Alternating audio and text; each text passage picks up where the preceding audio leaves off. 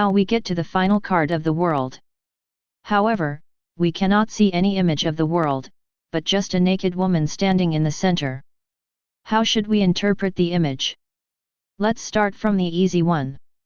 Why do you think that the card is named the world? In other words, what aspect of the world does this card symbolize? There are so many things constituting the world, and not every one of them may be represented by this card. What is the meaning of the world to ourselves? First of all, there is a woman standing in the center. This seems to imply the world centered around us. She is holding a baton in each of her hands. That seems to symbolize the world that we create. Finally, there is a wreath surrounding the woman. This seems to mean the world surrounding us. In short, the world means us, our actions, and our surroundings. Outside of the circle that represents our lives, lies 4 creatures. The lion, the calf, the human, and the eagle have already appeared in Wheel of Fortune.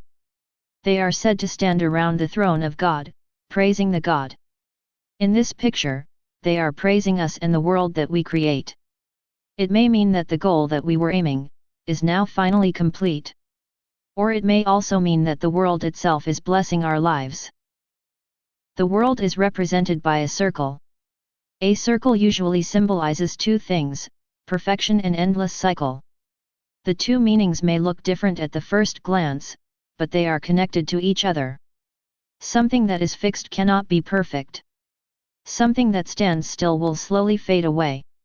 Only those that endlessly moves and circulates can be eternally perfect. The cycle does not simply mean the repetition of destruction and recreation. We should complete a level, and then move forward to a next level based on the previous experience, as was implied in the card of judgment. When you look at the circle around us, there are red ribbons. The ribbon, which is the only red object in the card, is shaped like an infinity symbol, considering the part that is hidden behind the circle. A symbol of eternity.